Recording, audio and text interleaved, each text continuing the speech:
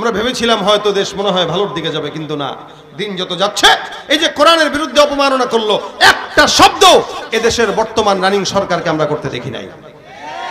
তার মানে আমরা এটা বলতে পারি সে মুসলমান কিনা এই ব্যাপারেও আমাদের সন্দিহান ঢুকে যাচ্ছে, এই ব্যাপারেও সন্দিহান। এখন ভাই, অতীত থেকে শিক্ষা নেওয়া উচিত। অতীতে যাদের হালত হয়েছে বর্তমানে যারা আছে তাদের হালতে একই হবে। আবার ভবিষ্যতেও কেউ যদি ইসলামকে মাইনাস করে কোনো কিছু করতে চায় তাদের হালত আরো বেশি খারাপ হতে পারে। সুতরাং ইসলামকে মাইনাস করে, কোরআনকে মাইনাস করে, সুন্নাহকে মাইনাস করে, দ্বীনি শিক্ষাকে মাইনাস করে আগামী বাংলাদেশ গঠন করার চিন্তাও যদি কেউ দেখে, ওই চিন্তা স্বপ্নই থেকে যাবে, বাস্তবায়ন কোনোদিন হবে না। কি হবে? শেষ নবীজির কি হবে? আলেম হয়ে ইমাম সেজে সমাজেতে পারো যদি সত্য কথা উচ্চ স্বরে না বলিতে।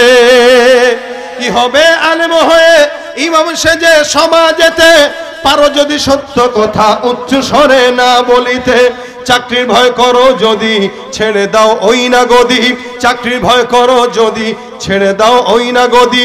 কি হবে ধোঁকা দিয়ে আল্লাহকে, কি হবে বেঁচে থেকে অযথা বিদ্যা শিখে যদি না গড়তে পারি শোষণবিহীন সমাজটাকে। কি হবে কিতাবাদির তালিম দিয়ে মাদ্রাসাতে যদি ওই খোদার কোরআন নিষিদ্ধ হয় আদালতে। কি হবে কিতাবাদির তালিম দিয়ে মাদ্রাসাতে যদি ওই খোদার কোরআন নিষিদ্ধ হয় আদালতে।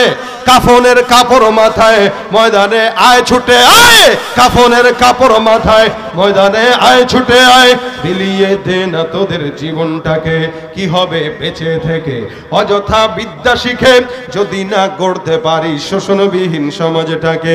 কি হবে বেঁচে থেকে, কি হবে বেঁচে থেকে, কি হবে বেঁচে থেকে। ঠিক না?